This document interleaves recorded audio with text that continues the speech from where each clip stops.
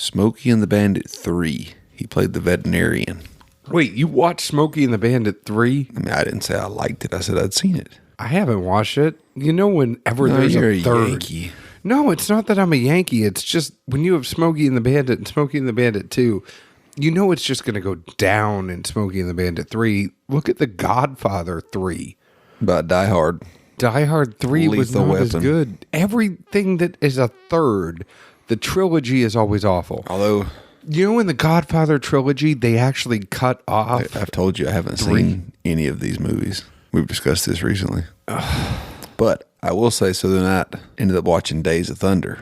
That's a great ass movie. And I'm not saying I wish they would have, but I am really amazed given that era and the role of movies. How did they never make a Days of Thunder 2? But I just want to know how the hell they made that movie and made it seem like all they do is bump all the time in NASCAR. Rubbin's racing. Yeah, but they don't. They used to. People used to die. I know. Rest in peace, Dale Earnhardt, the Intimidator. I'm surprised right now a little bit. What do you mean? Didn't know you'd have all this knowledge. I have a bunch of knowledge. I thought when you said rest in peace, you were going to look at me like, oh, God, let him say somebody, because that's as far as I could go. You don't know NASCAR? I do. I grew up in the South. So who's your favorite driver? I used to like, what's his name? Tony, chubby guy, had the Home Depot car. He didn't race anymore. Tony Stewart. Yeah. I figured you were more of a Dick Trickle guy. He's been out of the game for a long time, hasn't He he? has been out of the game for a while. Yeah, no, I think Tony's the last one I liked. He was just a brash asshole in a good way. I liked when Tony Stewart used to like to do this stuff where he would go do like a Craftsman truck race. Yeah. And then he would take a helicopter and a flight and do all this stuff to get over. And he would like the whole weekend he would just race. Yeah. I mean, I did sports radio. I know what's going on. So hypothetically, if you're in one of those cars and you're racing and you had to pee, They have a thing in the suit. They have like a catheter. I didn't think it was a catheter. I thought they just let it fly. No, I mean, Plus, it's so hot, you just sweat balls. they have something in there that's going to catch the pee. I don't know, Wuds. This is the longest cold open we've ever done. Well, pee's warm.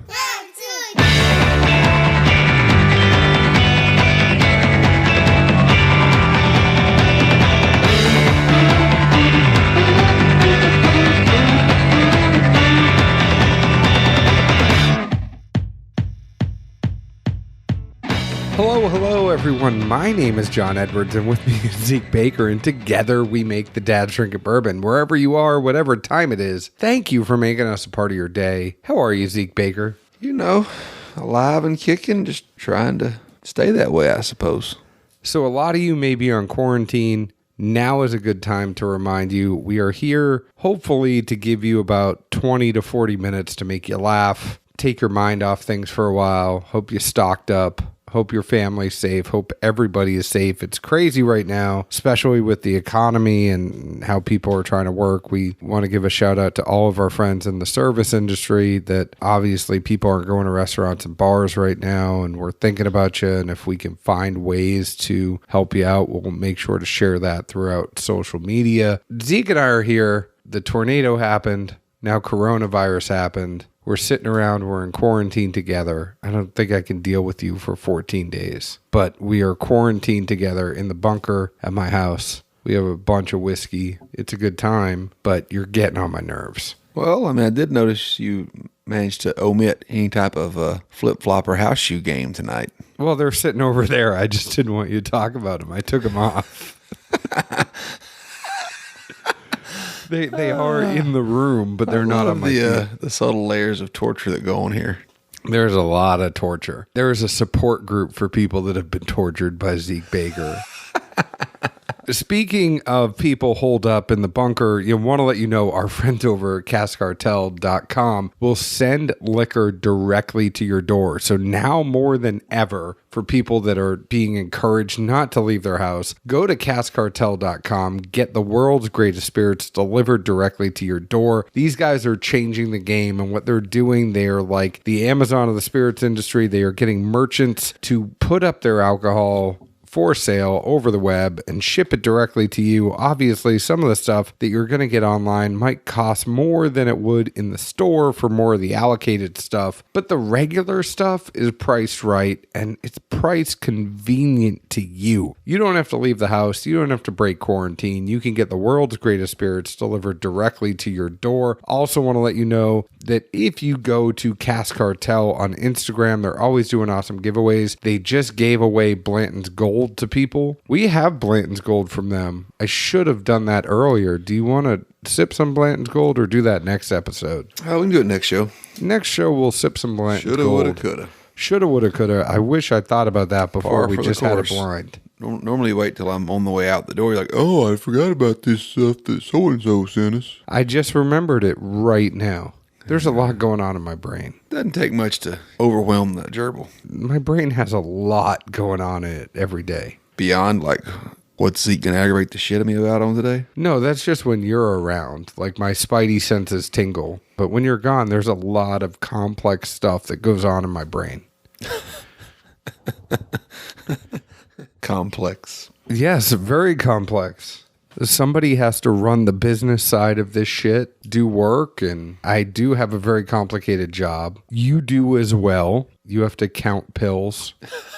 It's very complex. It's supposed to be getting a machine soon to do it for me, hopefully. Speaking of things that are very complex, our friend Blake, about a year ago, sent us a blind. It was very complex because Zeke deleted the emails that we found out last show. You always like to accuse me of cheating. You always cheat. I can't help I'm better at blinds than you are. I can't help that you cheat. I mean, everybody sends you ETL and that's your favorite blind.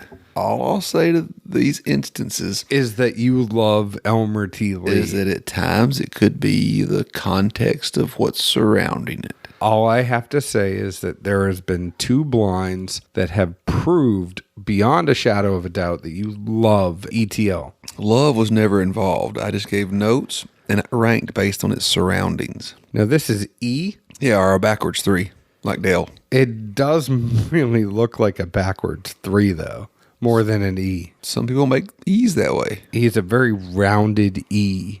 I wish we had a handwriting expert that could come and tell us about Blake's handwriting, because this is... I'd like to see what they say about yours, because it's very precise and like pristine looking. I mean, it must take you an hour to write a paragraph.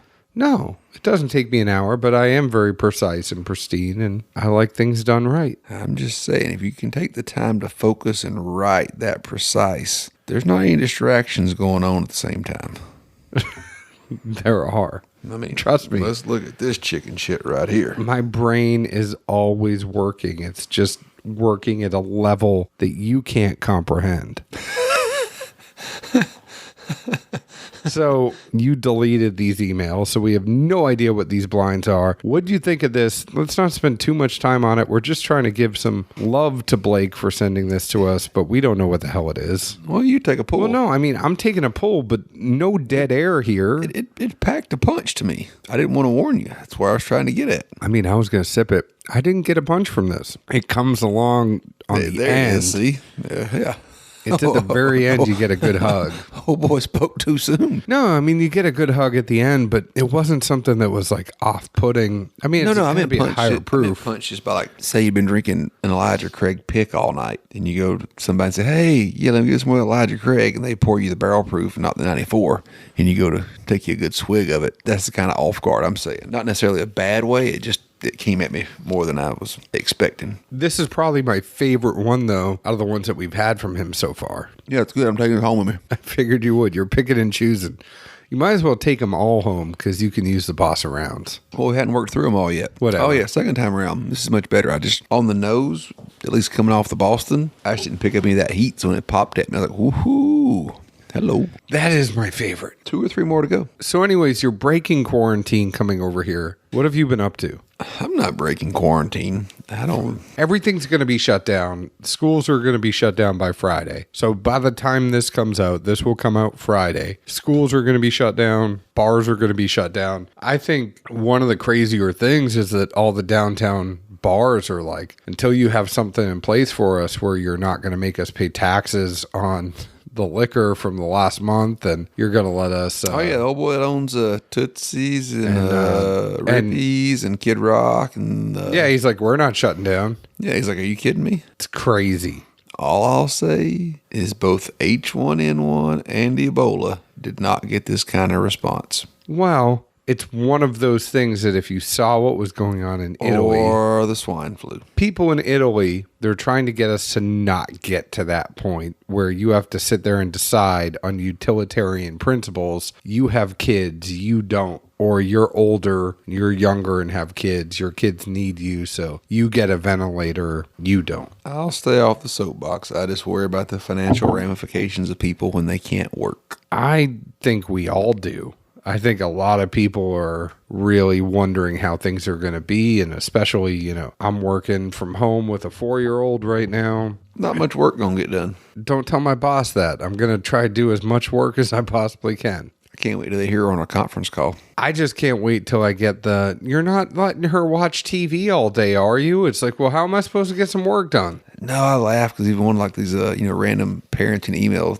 BS things I get, it literally was like, okay, it's okay. Screen time's okay now. Like, oh, now everybody's going back on their, limit screen time to 1 hour per day and yada, yada, yada. Yeah, you're stuck at home with your kid for 2 weeks and don't know what the hell to do. Just turn the TV on. Maintain sanity. If I need to put Rainbow Ruby or Frozen 2 or whatever it is, Sophia the First. I'm not talking about your free time. I'm talking about when you're with the kid. Yeah. Rainbow Ruby, I hate that show. It's awful. It's really bad. We're getting into this. We're 14 minutes in. We have to talk about, we're getting back to the blinds. Our friend Bryant, last year at some point, I don't know when he sent this to us. He sent us a blind. Oh, this was from last year? This was from last year. Now, I will tell you it was after March, but before December. So he sent us a blind sometime after March, but before December, because I was living at the apartment, and that's where this was addressed to. Well, there you go. Or no, it might have been, I moved to the apartment April? It was more middle of the year. April or May? Yeah, something like May. God, I can't remember my last year.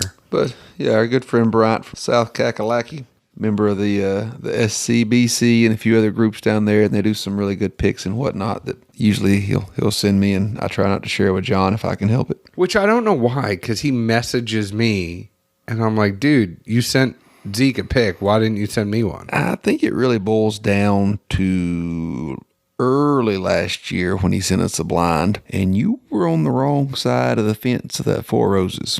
Do you mean the one that I thought was hot that you didn't think was hot? It wasn't. It was really effing good. So you think he's bitter at me for that? It's not bitter. He just knows who's going to appreciate good whiskey more.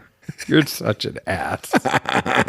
So he sent us a blind. He sent us 4 samples. Before we get into this, we do have a nice card because unlike Blake, he knows sending us an envelope that is sealed, and he sealed this pretty damn well. Poor Blake. He thought we were intelligent and competent human beings. Oh, he knows us better than that.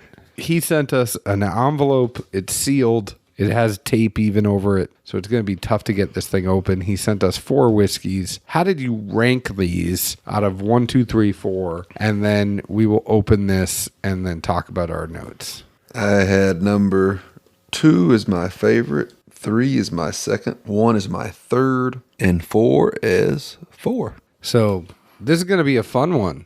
I am really looking forward to this because my order was 1, 2, 4, 3. So you had 2, 3, 1, 4. All right, yeah, no, you're getting confusing. We'll just leave it at that. No, but I'm saying you had 2, 3, 1, 4, right? Yes. And I had 1, 2, 4, 3. I just wanted to write down yours so we could talk about this together. Let's go, Steve Harvey. And the winner is La La Land. Okay. Not, what was it you said earlier? To the Dads from Bryant on Bourbon. Open after tasting. He has an index card in here that is blank. Because he knows you cheat. I'm not going to cheat. He knows. That was to cover up the answers. I can't even see the answers. There's another sealed envelope within the envelope. Because he knows you cheat. It's like Inception. I don't cheat. I open it in front of you. I never saw Inception. What do you watch? Days of Thunder. That is a great one. Actually, I have seen a lot of Big Trouble in Little China lately. That may actually end up having to make it into one of our, pick stickers somehow. There's some good lines in that one. I want some planes, trains, and automobiles. Come to my house. Charleston's got like 100 of each. Okay, so sample 1. Knob Creek single barrel, 14 years, 2 months, warehouse L, picked by Flight Club. The second one. This is one Tom's picks in, huh? Elijah Craig barrel proof, 12 year. I can't even read his handwriting. 122.7, 61.1, or no, 122.2, 61.1, batch B519. So that was the one that won Whiskey of the Year. I hadn't had any of the 2019 stuff, actually. I hadn't had ECBP since 2018. Interesting thing on this. Number 3, Willett Estate single barrel. What'd you put? Called it. Yep. Yeah. This was Willett Estate single barrel 5241, 123.6 proof, and it is 79% corn. Man, your handwriting's bad. It's what? 79% corn, 14% malted barley, distilled in 2013, bottled in 2019, warehouse G, 5th floor. This was picked. I can't read this shit. Bryant needs to pay more attention. Will Estate single barrel. Oh, this is the pick that the guy from. This is the one pick that went to the Carolinas. His buddy did it because he put on the sticker. This was pick 4-22-KY-78. 422 for the day it was picked. KY-78 for Willett Distillery. Distilled 9/6/13, bottled 7/5/19, warehouse G, 5th floor, North Rick 4. Picked by Nathan Lizette at Santa Zinger on Twitter. And you'd never cut it in the pharmacy. You'd die.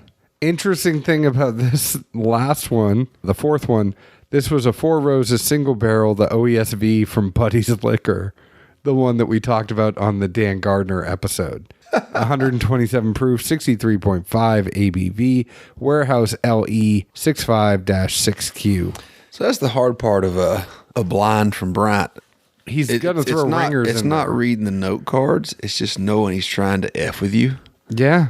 And so literally like nosing and tasting these the whole time. It's like, all right, Bryant's got enough stuff, because we talk booze plenty, like enough stuff to mess with us on like both sides of the curve, whether it be good or like, you know, your bottom shelves or, high end stuff.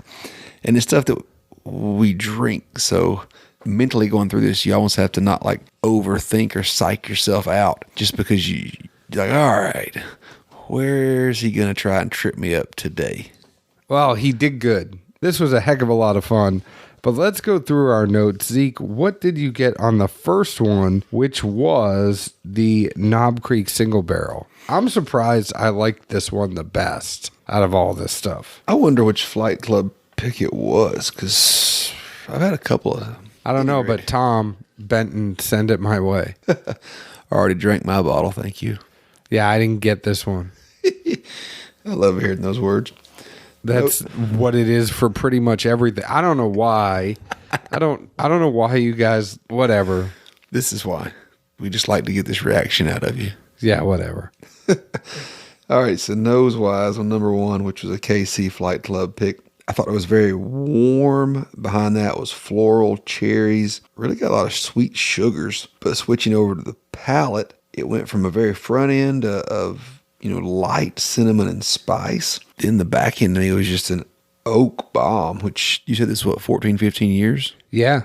Yeah, so that kind of makes sense. And then under that, I even put down that it seemed proofed down and older, which, these aren't proofed down, but I will say I kind of, have that mindset, especially towards the older KC picks when, you see folks get excited about, hey, so-and-so got a, 14, 15, or 16-year KC pick. Like, I think I'll pass on that, actually. But that's where I was with my notes. I said for this one, I didn't get a whole lot on the nose. I had to work hard. I got the alcohol most up front and then hints of vanilla and the slightest hint of red apple on the nose. This was the one that out of all of them, the nose was hardest for me to get. But once I took a taste of it, it was the one I liked the taste of the best. I said, it's got to be high proof, big hug on the front, went immediately to the chest. It had some nice spice, little nutty with toasted wood and vanilla mixed in there. It was just the most refined and the most balanced on the taste. out of everything, and I thought it lingered really nicely. It was that toasted wood, but it wasn't too oaky. So like you, I kind of got the feeling that it was older, but it wasn't too old. It wasn't an elderly, wasn't using a walker, but it was like a nice middle-aged pour. What'd you get on number 2, which sample 2 was the B519 from Elijah Craig? Yeah. I deemed this one you button hooked me. I didn't know you were going to button hook me. Inversely from you, this is the one I didn't get a nose off of. I tried and tried. The first 2 for me, not to cut you off for a second, but the first 2, it was harder to get the nose from the Knob Creek and the Elijah Craig than it was for anything else. I mean, I don't know how close the juice got to my nostrils, but it couldn't have been far, and I just did not get a nose off this for whatever reason. Man, like the first sip, it was like throwing back like a handful of Skittles or jelly beans. It was just an array of flavors that hit almost every sense I had. I was just like, wow, just really and truly all over the place. That's literally my next note. It just literally says all over the effing place. Heat, spice, fruits, blueberries. Blueberries hit me hard just for a flash. Violet was turning violet, and some oak came in on the back end. But I mean, it was such just a flavor hit of like, wow. And especially with the nose being as faint as it was, I mean, it was all over the place, but every bit of it I enjoyed thoroughly. The funny thing about this one for me is the nose, it was faint at first, and then it kind of moved into like this cherry coconut graham cracker. The reason I put the Knob Creek over this one, I put this as number 2, is it was a little bit of a chalky mouthfeel, but I said something is funky with this one, like an Old Dusty. And it was all that different type of flavor that I don't think I could pinpoint to one thing. I thought it tasted old, like an Old Dusty. I really didn't think it was something newer.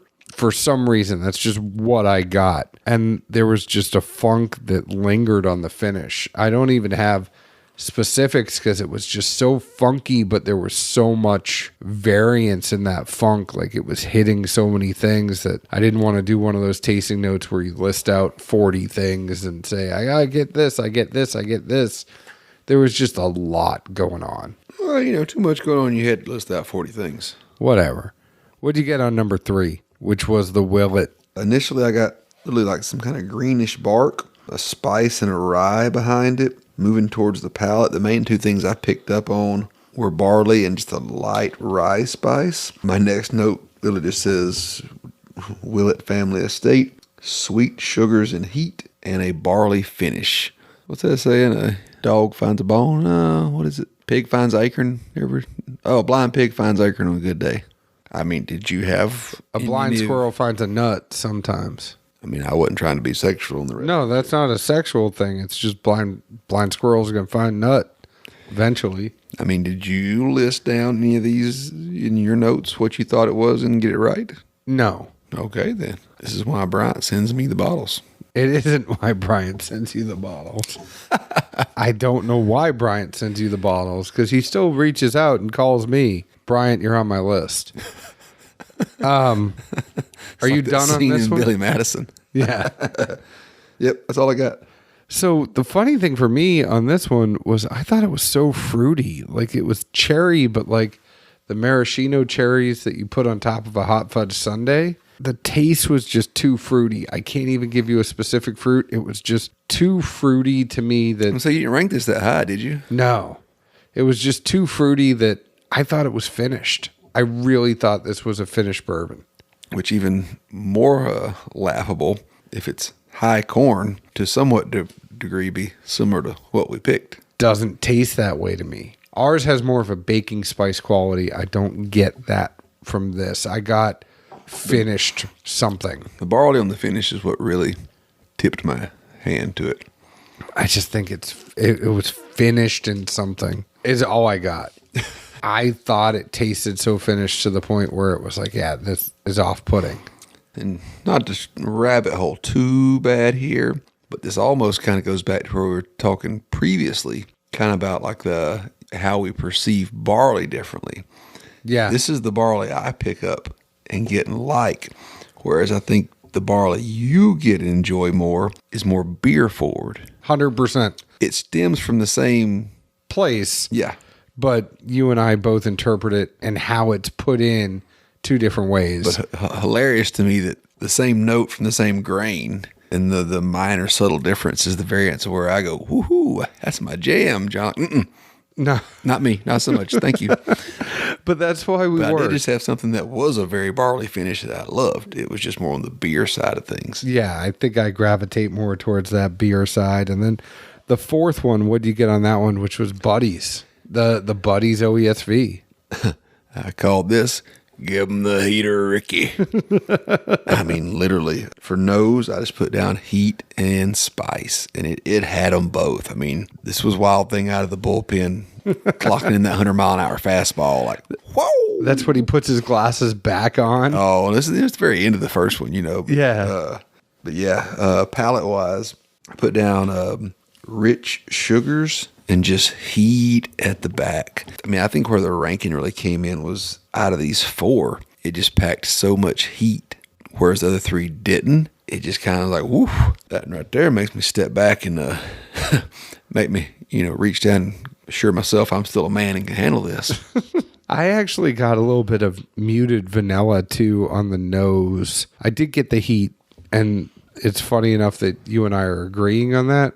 Got a little bit of muted vanilla on the nose and a little bit too much toasted wood on the taste. It was like, it was so hot, it almost burnt it. It's like you're tasting a piece of wood after a campfire. I mean, it's a check yourself sipper. Yeah. Like, if you 2-finger pour this, you're going to 4-hour drink it. It probably would go very well with a cigar. I think it would go down a little bit easier that way. You got to have something else going on, maybe with it. Water. No, I mean, it's a good pour, and we've talked about it before. And like, I'm surprised we put it fourth, because I remember that night with Dan, and it goes back to whiskey is such an experience thing. Because that night we were pouring all cask strength, all 4 roses that night. I know, but that night it did not taste like that to me. But you got to look at those are all in the same vein. Once you get 2 or 3 pours of something that's in similar context, they all just kind of mold and flow better together. Based on the first 3 we had. Another segment, like people do, blind tastings or any kind of tasting, not even blind. They just say, start with a lower proof and work your way up. I don't necessarily agree with that. I never have. Well, I mean, once you're tasting at the very end and you're having high proof, it's like, hey, my mouth is already kind of desensitized to this. It's not doing anything at this point for me. But at the same time, I've had lower proofs at the end of the night that I thoroughly enjoyed. And it wasn't like I enjoyed just because I was drinking. I mean, you get small, light-sized tasting pours. You're not going to cook yourself too fast. And as long as you drink water, you're fine. But I don't want to cook myself, period. I've, heard plenty of folks, before they walk into a tasting or a barrel pick, they go with 1 or 2 pours of high-proof stuff just to wake up the senses. Mm-hmm.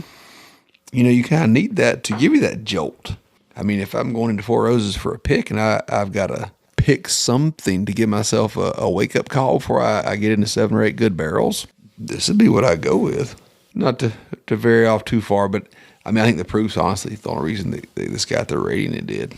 None of them are bad pours. No. Well, Bryant, thank you so much for sending this our way. Hit me up for some picks. Psych! Zeke, before we go, give everybody, what's one activity, give people a new activity that they could do while they're home under quarantine or on lockdown, or what's one thing that they should take up while they're at home? Mario Kart. On the iPhone? Well, it works for Android too. And other platforms. Well, what's your one activity? Mario Kart. No.